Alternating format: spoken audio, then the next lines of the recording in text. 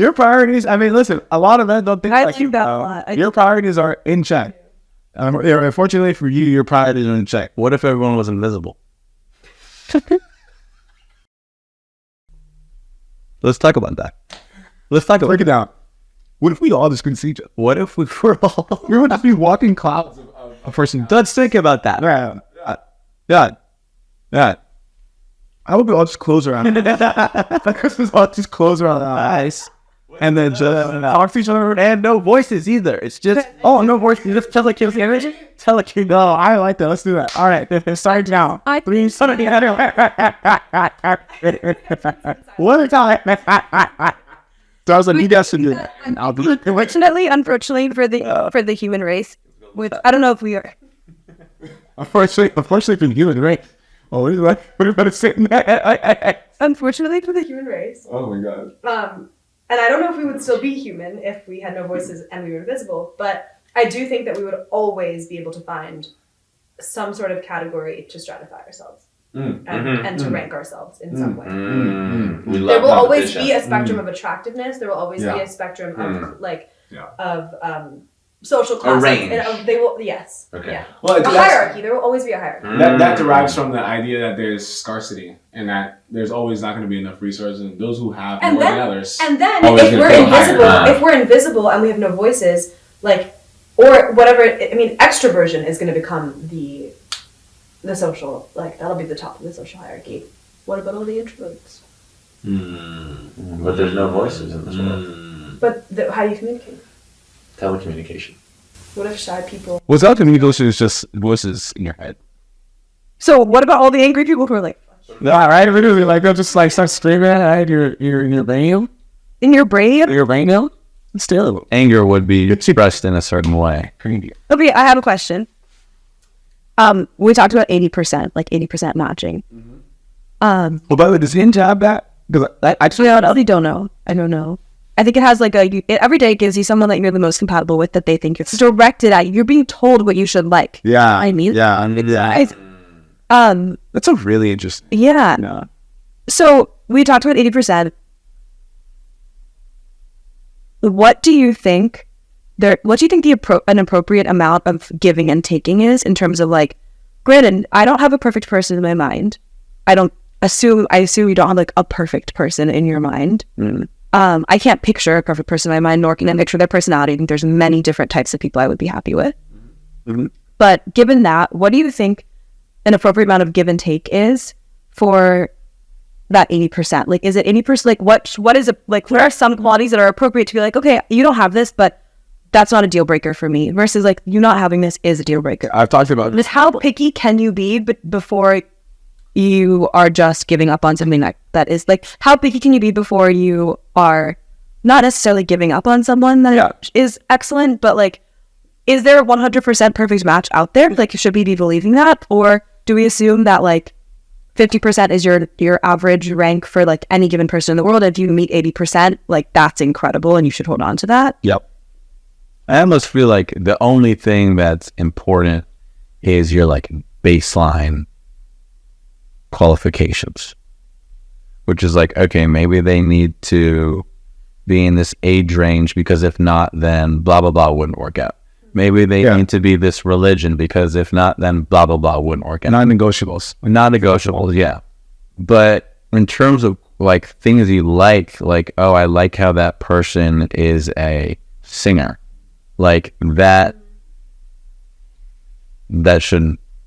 that shouldn't be in your mind, I don't think. Yeah. That's too specific. And it shouldn't be a matter of giving and taking for that. That just shouldn't really be. So I very much agree with you. I think I have a working framework for this. I've talked about this an ample amount of time. Basically what I think is the secret sauce for a really long relationship that's full of happiness and health or a good health is, first of all, just like you said, Ben, non-negotiables. How do you list? These are the things that I know I must have in order to be happy with my partner, right? They need to be from a certain culture, because certain things that I cherish in mine, I know that won't mesh with others. Yeah. They need to be of a certain age range, like you said. First of all, legality, and then secondly, other things you may not be able to relate with me. They need to be open to changing. They need to be open to improvement and compromise, right? If they make you happy, they pitch you non-negotiables, and when you tell them, hey, I don't like this, it makes me feel sad. Can we change this or find a way around this? And they actually go ahead and improve on that. That is the person that you should be. No, I would say for anyone. Like in any relationship, you need to have your non-negotiables, right? Is it a non-negotiable if anyone needs to have that in a successful relationship? And okay, so this is my response.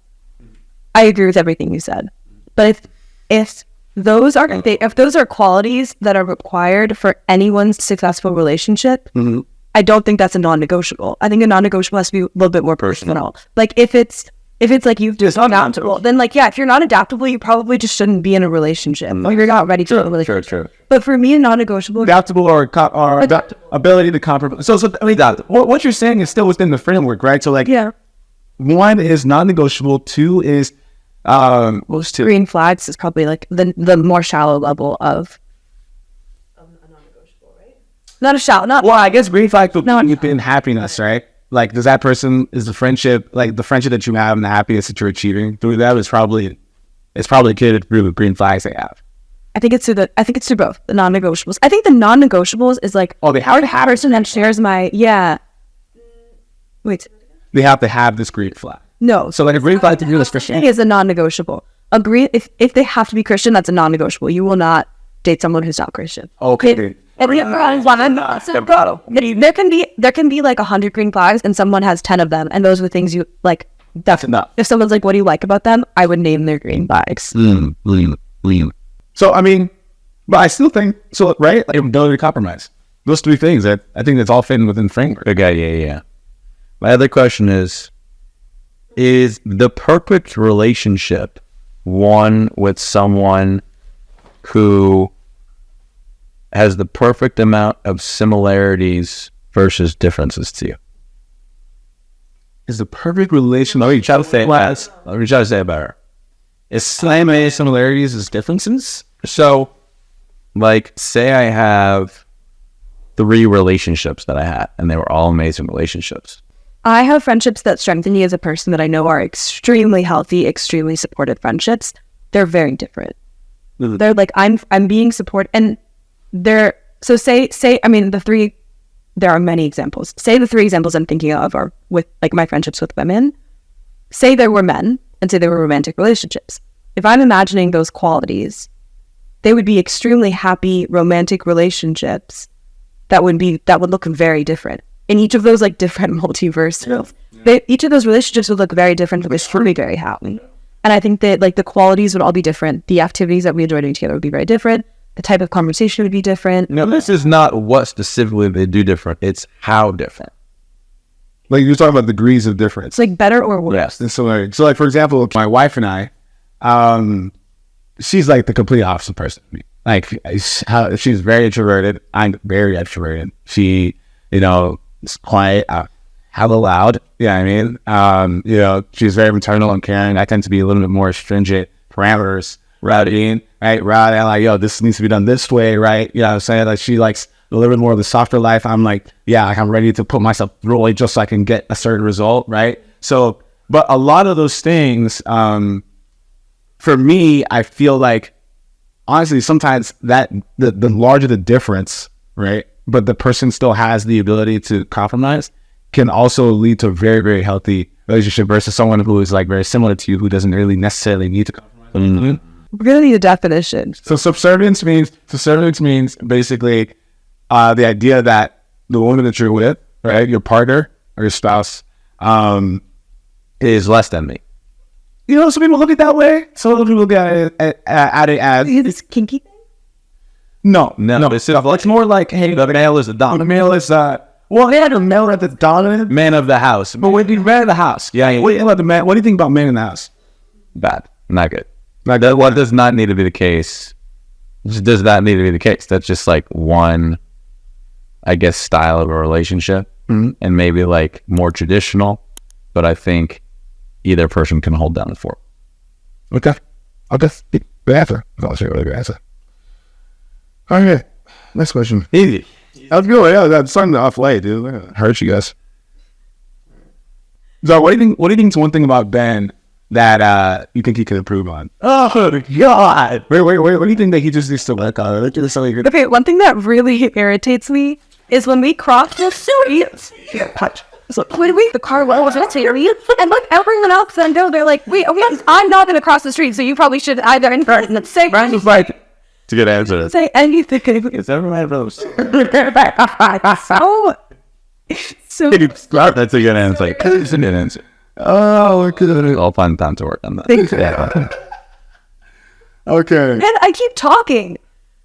And I'm like, That's actually horrible. Man, you're terrible for that, dude. Okay. All right, Zara. What's your best pickup line? to which one of you? What you say? To which one of you? Oh, that's bad. Okay. I heard that girl over there thinks you're really cute.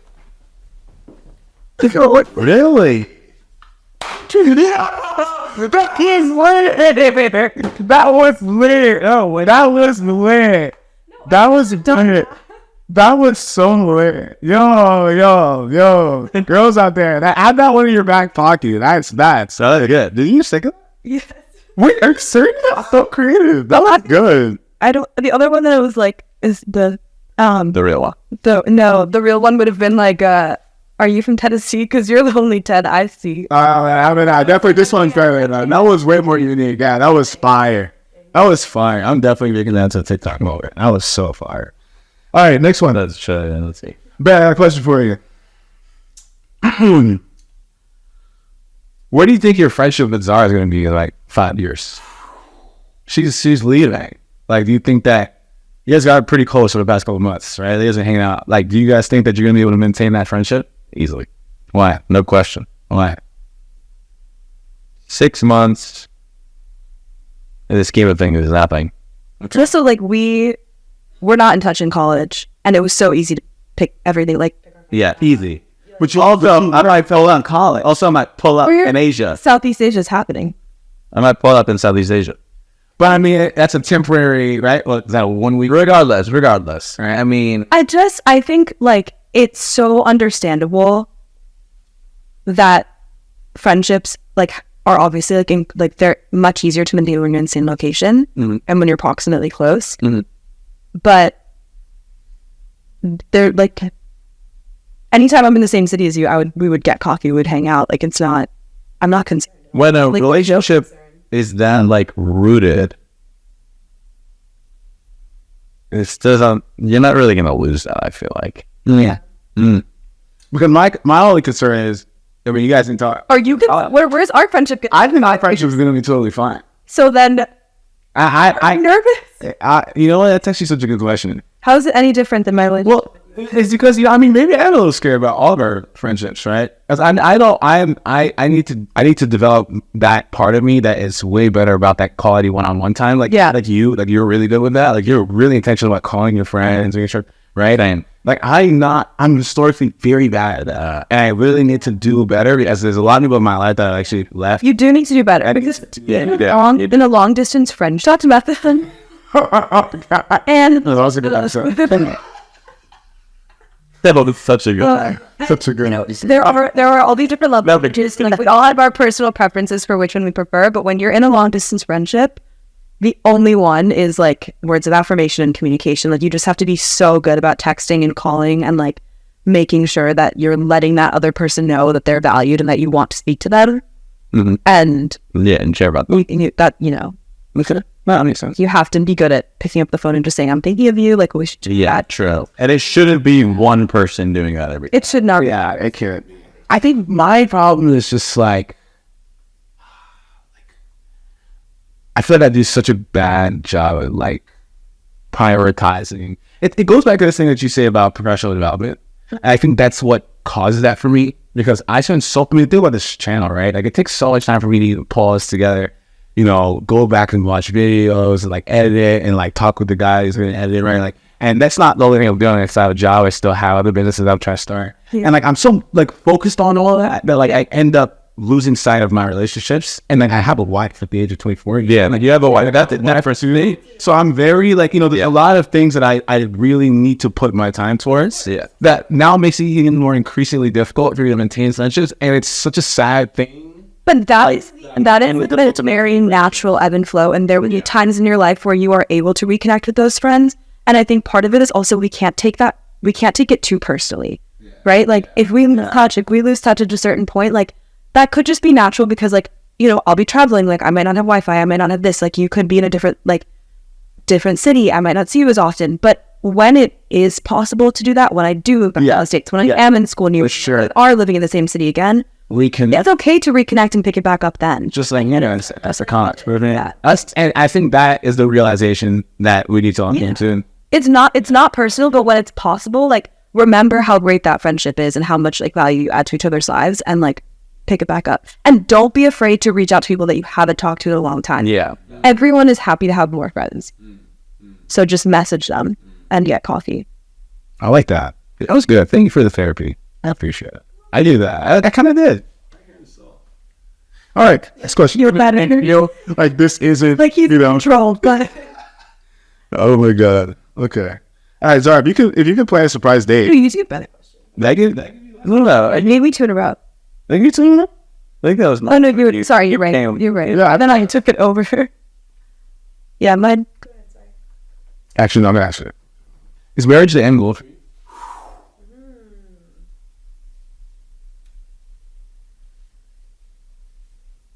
That's a good question.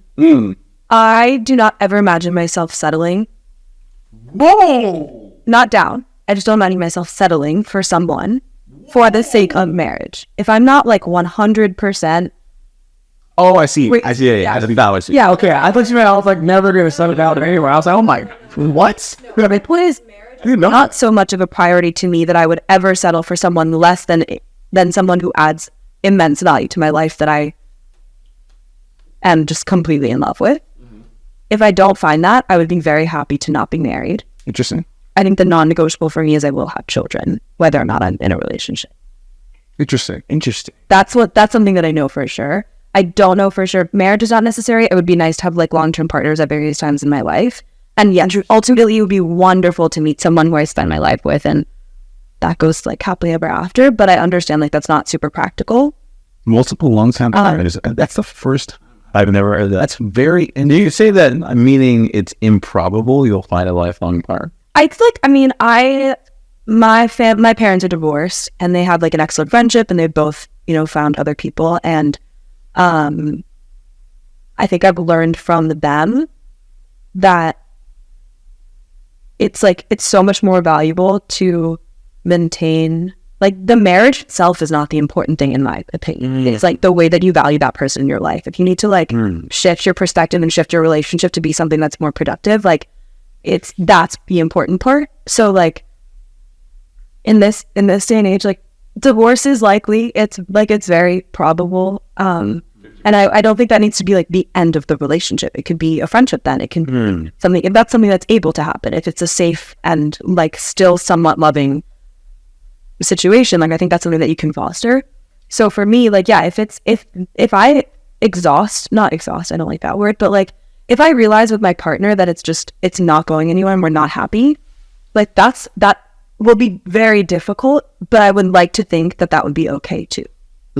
Yes, the ultimate goal, of course, like it would be wonderful to find someone that I want to settle with, get married to them, and then have like a healthy relationship where we work on our relationship together and your whole life consistently improve. Yes, 100%. That would be nice. But I would be very okay if that was not the case. Very okay. No, I would not be very okay if that's not the case, but it would be fine if it was not the case. Yeah. I don't feel like marriage is like so important to me. Like divorce is a totally okay concept. Things like that. So the institution of marriage is not something I feel attached to. I'd also be fine having a long-term partner that I'd never get married to.